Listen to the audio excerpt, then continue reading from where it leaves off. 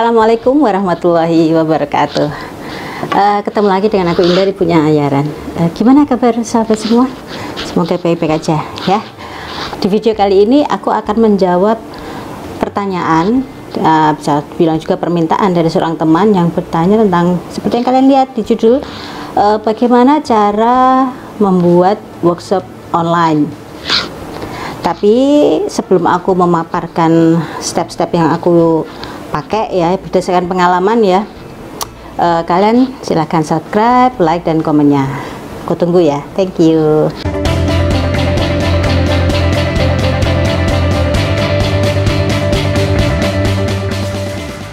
Oke, jadi untuk menjawab pertanyaan itu ada dua, yang soal teknis dan non teknis. Soal teknis itu yang aku maksud di sini itu sementara aku kelompokkan menjadi dua, ada dua lagi yang yaitu apa itu namanya, trust alias kepercayaan dan percaya diri. Apa maksudnya trust, Mbak? Jadi trust alias kepercayaan itu gini, contoh trust yang aku maksud itu misalkan kita saat aku membuat buku ini atau yang ini juga tas handmade itu dibeli laku, alhamdulillah banyak. Itu alhamdulillah laris dan jelas lebih banyak cetak daripada yang bukuku yang pakai penerbit karena langsung ke end user. Itu adalah karena aku mendapat trust dari customerku, dari teman-temanku sekitar crafter gitu kan. Nah, itu salah satu contoh bentuk trust.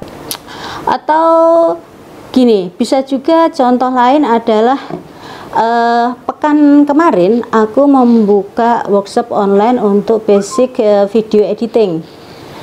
Alhamdulillah peserta sampai 40 orang, 41. Itu karena juga ada trust gitu loh.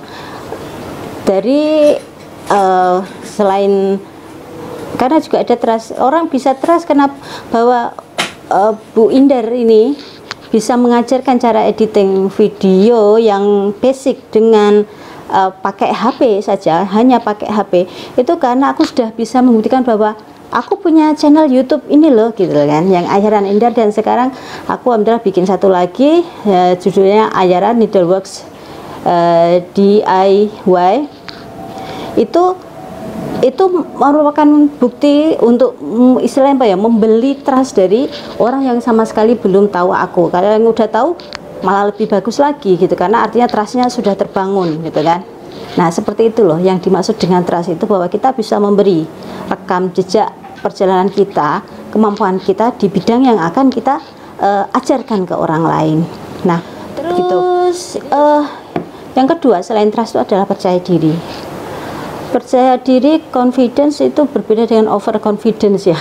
Punya percaya diri bahwa kita bisa membagikan ilmu kita ke orang lain gitu.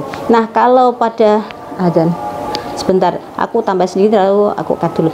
Jadi intinya kalau kita lagi nggak kena yang pasal ini, nggak percaya diri untuk mengajarkan ke orang, ya ingat aja bahwa ini nggak hanya sekedar uang yang kita tuju, tapi adalah bagaimana kita bisa sharing, transfer pengetahuan dan pengalaman kita kepada orang lain, dan itu yang lebih apa namanya, lebih panjang lah ya gitu. Itu tujuannya nggak hanya sekedar short term tapi long term, dan itu insya Allah lebih mulia gitu. Oke, cut dulu. Oke, kita teruskan ya. Sudah selesai.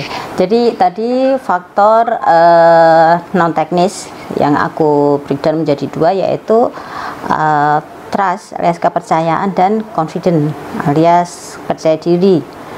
Tapi hati-hati juga, jangan sampai confident ini berubah malah menjadi overconfident. Jadinya yang kasihan adalah peserta workshop kita gitu kan, murid kita. Jadi kalau salah jangan menyesatkan orang. Kalau kita ilmunya salah bisa menyesatkan orang gitu ya.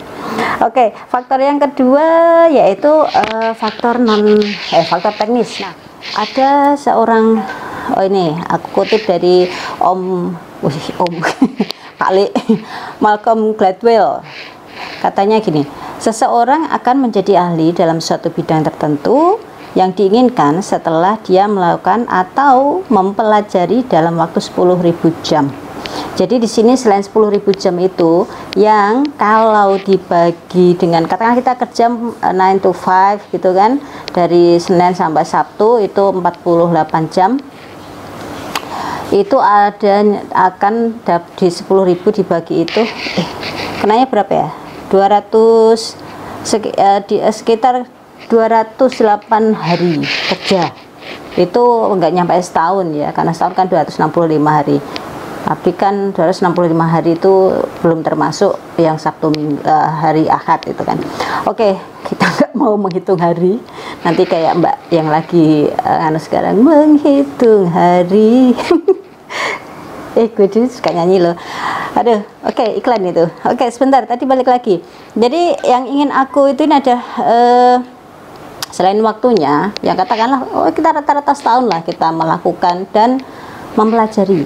Jadi nggak hanya melakukan, tapi juga mempelajari. Terus kalau kita sudah punya jam terbang, sudah punya pengalaman, terus tiba-tiba juga ya, tiba-tiba lah ya, ada teman yang minta atau keluarga atau apapun yang minta diajarin, atau kita yang menawarkan untuk mengajari mereka tentang sesuatu itu, kita harus menyiapkan materi gitu. Menyampaikannya kalau untuk online itu ada dua. Kalau offline kan langsung lebih mudah gitu, tatap muka gitu kan. Jadi kita ajarin kayak gini, terus dilakukan seperti ini, itu lebih gampang sebenarnya. Jadi saat kita melihat dia melakukan stepnya ternyata salah atau kurang tepat atau gimana, kita bisa langsung mengoreksi gitu kan. Nah, tapi kalau online, media yang kita gunakan itu adalah foto atau video. Foto dengan deskripsi narasi, ya, deskripsi narasi, dan yang jelas bukan persuasi. Itu atau apalagi gombalisasi. Apa sih Bu gombalisasi? Nah, itu dituntut kemampuan kita untuk teknis di bidang itu juga. Nah, ini juga untuk workshop online yang beberapa kali, atau ini sebenarnya kadang mereka nggak ngadain workshop sih, tapi jual tutorial gitu kan. Itu aku alhamdulillah dulu sebelum jadi crafter kan belajar nulis dan bikin fiksi juga, jadi kalau editing segala macam agak-agak paham dikit lah ya. Nah, itu mereka beberapa bahasanya itu pakai bukan bahasa apa namanya ya, deskripsi yang common gitu ya. Common itu ya, kalau perintah nggak enak ya rasanya ya, tapi lebih intinya bahasanya itu kurang padat dan bernas, kurang instruksional gitulah ya. Jadi gimana ya menjelaskannya ya, intinya kita harus menguasai bahasa tulis itu juga gitu loh, karena saat kita bahasa lisan itu berbeda dengan bahasa tulis. Sama kayak kalau kita WA gitu kan, di WA itu kebaperan itu sering terjadi karena itu kan nggak ada sentuhan tangan, nggak ada pelukan gitu, nggak ada puk-puk gitu kan, atau senyuman yang lebar ear to ear gitu, yang bisa menunjukkan bagaimana perasaan kita sesungguhnya gitu. Nah, sementara kalau WA meskipun mungkin kasih emoticon, apalagi kalau nggak pakai emoticon, kalau orangnya lagi nggak enak hati, lagi nggak mood, itu bisa dibaca sebagai sesuatu yang bikin malah justru bikin dia marah gitu, padahal mungkin maksud kita nggak seperti itu. Nah, itulah bahasa lisan dan bahasa tulis itu berbeda. Jadi kalau kita bikin tutorial dengan foto, usahakan pakailah bahasa tulis, jangan bahasa lisan ya. Dan yaitu tadilah, perhatikan angle-angle dalam pengambilan foto, nggak usah yang pakai basic fotografi gitu, misalkan pakai flat lay flat gitu kan, atau pakai eagle eye misalkan, atau frog eye atau high key fotografi. Nah, nggak usah sampai segitu gitu, tapi yang jelas informatif. jelas akan jelas dipahami oleh pembaca ya atau murid kita itu. Terus nah, ejaan juga harus diperhatikan sih kalau itu. Jadi huruf kapital, kapan penempatan gitu kan, itu terus kapan harus memberi spasi. Kalau deskripsi biasanya nggak terlalu panjang ya, jadi tapi meskipun misalnya nggak terlalu panjang juga, kalau dia jadi satu gitu ya nggak enak juga. Jadi harus enak dilihat lah tulisannya itu ya. Terus bentuk kedua untuk materi ini adalah kalau pakai video. Nah, aku sendiri tuh sebenarnya lebih senang kalau pakai video untuk untuk WS atau workshop. Karena apa? Apalagi untuk misalkan tutorial, misalkan tas ya, craft atau eco brand atau apapun. Karena dengan video kita bisa menunjukkan secara langsung posisi megangnya seperti apa gitu loh. Atau kalau misalkan untuk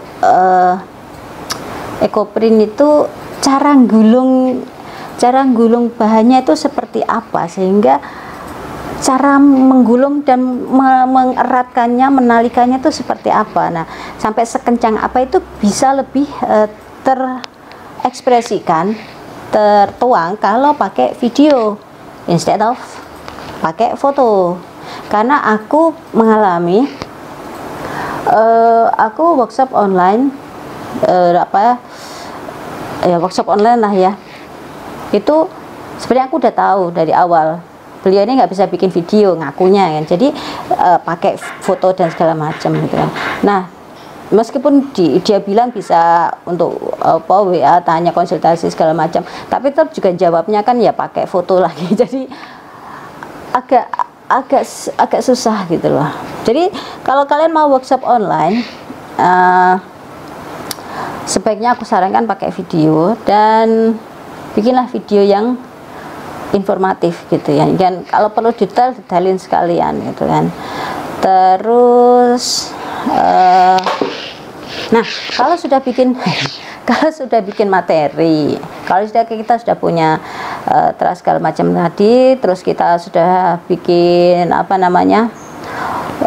materi, terus lalu kita apalah, ini kan jual istilahnya produknya atau materinya. Yang kita lakukan apa selanjutnya? Ya menjualnya gitu loh. Menjualnya, menawarkan ke orang lain. Katakan misalkan kita ini untuk baru pertama kali workshop ya.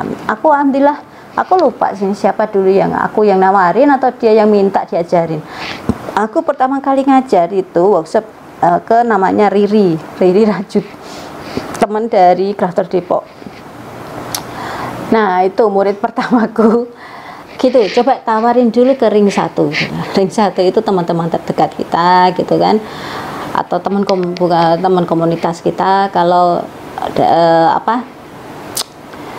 ternyata kita bisa di situ, ya kita bisa keluar lagi gitu kan, maksudnya nawarin ke yang lebih luar. Itu selain ke ring 1 ke teman itu yang juga komunitas, bisa juga kita pakai ini reseller. Aku beberapa ikut workshop online itu ternyata pakai reseller gitu kan. Jadi yang gurunya itu dia cukup duduk manis nunggu murid berapa gini, terus jadi nanti yang dia ngasih materi ada tangan-tangan marketer yang bekerja untuk mencari murid bagi dia gitu. Nah, mungkin kalian bisa mencoba juga cara seperti itu ya. Jadi minta tolong ke teman untuk aku mau ngajar ini nih online gitu, tolong dong ituin, promosikan ke tetanggamu, ke grup WA, ke RT RW-mu, ke grup WA komunitasmu atau apa seperti itu ya kan. Terus jelas pakai iming-iming apalah gitu kan, bukan iming-iming ya, tanda jasa lah, misalkan dapat fee sekian kalau sekian syarat dan ketentuan berlaku gitu. Itu kalau kita pakai bisa pakai marketer alias reseller atau ya apapun lah menyebutnya itu ya. Atau ya itu kita manfaatkan medsos kita, media sosial kita, Instagram, Facebook, Nah, kalian tak paham juga kan dari tadi aku mention tentang workshop online video editing itu kan. Nah, ini termasuk salah satu gitu loh, untuk menanamkan awareness ke pemirsa bahwa selain mengadakan workshop offline dan online craft, terutama backmaking dan segala macam, aku juga ngasih workshop online yang hubungannya dengan gadget gitu. Insya Allah ada beberapa workshop lagi di depan yang mau aku siapkan lagi, dibikin konsepnya sekarang. Doakan ya. Sebenarnya bisa dimasukkan ke teknis yang keempat ya, format kita ngajar itu pakai apa gitu ya. Sofa selama ini banyak yang lebih nyaman tuh pakai WA, karena ya nggak semua orang paham apa sih makanan Google Classroom itu gitu kan. Padahal bagi seorang guru itu sangat menyenangkan gitu, karena bisa lebih tertata gitu kan, dan nggak harus, dan udah dokumen apapun materi yang kita butuhkan ada di sana. Jadi kalau ada peserta yang misalkan ini batch pertama udah ditutup nih malam, ternyata udah ya terakhir daftar malam, ternyata paginya ada yang karena ternyata ada yang paginya mau nyusul ikut. Nah, padahal kita udah share materi sebelumnya, otomatis kita harus share lagi gitu kan, karena dia nggak bisa melihat materi yang sudah kita share gitu kan. Tapi kalau itu formatnya pakai Google Classroom, itu kapanpun dia masuk itu masih akan tetap bisa lihat di situ gitu kan. Terus tapi ya itu tadilah faktor bahwa belum banyak orang yang familiar dengan Google Classroom, dan memang kalau untuk menjawab chat segala macam itu kita terbiasa pakai WA ya gitu ya. Semua ada lebih kurangnya, itu tergantung kalian mau pilih mana. Kalau aku pilih dua-duanya. Jadi aku kalau mau untuk chat segala macam bisa di WA, tapi nanti semua dokumen disimpan di Google Classroom. Nah, nanti mereka dikasih akses ke situ. Begitu, saudara. Oh ya, satu lagi juga. Kalau kita sebagai guru, misalkan kita sudah sangat-sangat famous, sudah sangat laku keras karena kita punya banyak reseller, jadi kita bisa buka kelas banyak banget gitu kan. Ya, ini yang terjadi dengan aku sebagai murid di sebuah workshop online. Itu aku merasa nggak puas karena gurunya profesional pakai tanda petik. Jadi saat dia mereview tugas, ya begini dia udah punya template, it's okay gitu loh. Tapi nggak ada sense of belonging gitu ke murid, nggak ada personal touch-nya itu, personal touch-nya itu kurang gitu loh. Guru yang itu tidak bisa banyak menjawab yang gitu, yang pendek-pendek saja jawabannya, itu karena dia ada 10 kelas dalam sehari. Ya, saking lakunya itu sampai 10 kelas sehari, good for them gitu loh, bagus itu buat mereka dan judge timnya gitu kan. Tapi masalahnya yang ngajar kan dia doang. Jadi ya itulah intinya, dia harus membagi waktunya dalam sehari untuk membuka 10 grup WA dengan katakanlah misalkan masing-masing grup berisinya 20 orang, ya bayangin aja gitu kan, harus melihat satu-satu itunya, mereview. Jadi inti dari aku soal itu tadi adalah bahwa ingatlah gitu loh, kalau kalian sudah famous dengan banyak kelas tiap hari, ya tetap bagaimanapun rangkul muridmu itu gitu loh. Aku harap ini bisa dirasakan oleh muridku juga, bahwa aku berusaha untuk merangkul mereka, dan bahwa kalau hubungan antara murid dan guru itu bukan hanya sekedar transfer ilmu, tapi juga transfer passion gitu loh. Aku ingin mereka juga merasakan cinta yang kurasakan terhadap apa yang aku pelajari dan sekarang aku bagikan ke mereka gitu. Jadi begitu, paham nggak? Enggak. Jadi aku ulangin di itu ya, review semua. Jadi kalau bagaimana cara membuka bisnis online, bagaimana cara membuka kalau mau bikin workshop online atau offline, terutama ini online, adalah satu, pertama faktor non teknis dan faktor teknis. Ada dua faktor, teknis dan non teknis. Yang non teknis itu aku bagi menjadi dua, trust dan confidence. Trust itu kepercayaan kepercayaan yang bisa kita buktikan dengan track record kita melalui karya-karya kita di Instagram, di Facebook, di YouTube segala macam gitu kan. Terus itu trust. Yang kedua itu tadi confident, kita harus percaya diri, tapi juga jangan overconfident. Terus yang faktor teknisnya itu jam terbang. Setelah itu apalagi coba? Setelah jam terbang itu tadi teknisnya adalah kita siapkan materinya dalam dua bentuk, bisa pakai bentuk foto dengan narasi dan deskripsi atau bentuk video. Terus itu tergantung kalian, tapi aku prefer pakai video karena bisa lebih, bahasa gambar bergerak itu jelas bisa lebih mudah dipahami daripada gambar yang statis, yang diem. Terus yang ketiga ya jualah, promosikan itu produkmu, itu bisa kita sendiri dengan kekuatan di medsos kita, atau kita minta tolong teman atau marketer ya, atau reseller apapun sebutannya untuk men-spread out sih untuk membagikan itu menawarkan itu ke orang lain, dan tentu dengan fee di situ ya. Terus yang keempat itu adalah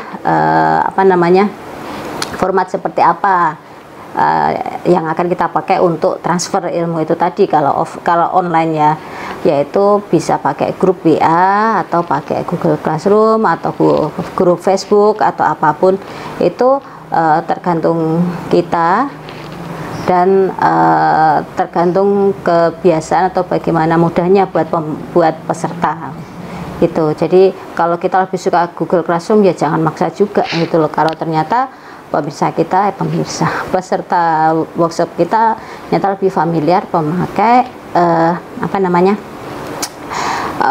grup WA gitu ya, atau grup Facebook, karena memang dua-duanya itu, terutama yang Facebook itu bisa WA itu lebih mudah kalau untuk melakukan chat langsung, tanya jawab gitu ya.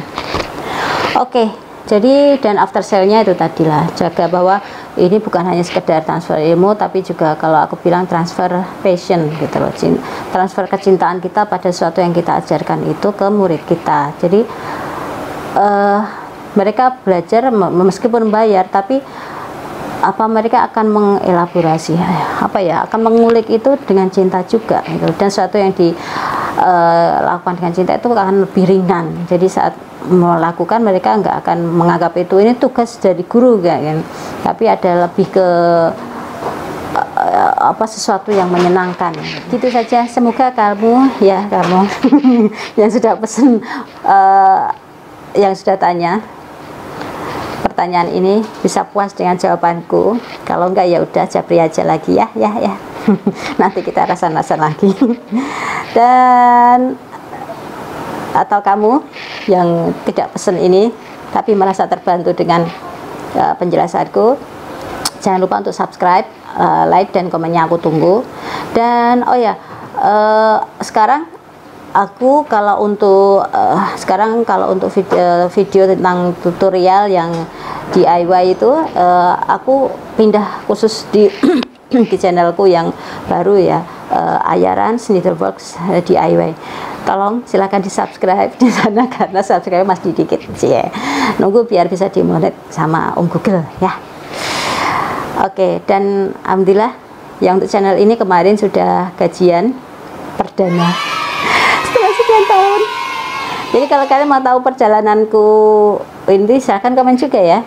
Kalau mau tahu perjalananku gimana caranya Mama Crafter bisa dapat bisa memonet akun YouTube-nya. Oke, gitu aja. Terima kasih, thank you for watching. Sudah menyimak curhatku ini, curhat lagi, penjelasanku ini atau cerita cerita pengalamanku ini. Maaf kalau ada kurang-kurangnya. Kalau kalian bisa nambahi berdasarkan pengalaman kalian gitu kan, sebagai guru atau murid, silahkan tulis di komen. Kalau ada mau usulan tanya, mau minta video apa juga silahkan tinggalkan jejaknya di komen. I love you guys, thank you, terima kasih. Tetap happy berkreasi. Sampai ketemu di videoku berikutnya. Assalamualaikum warahmatullahi wabarakatuh.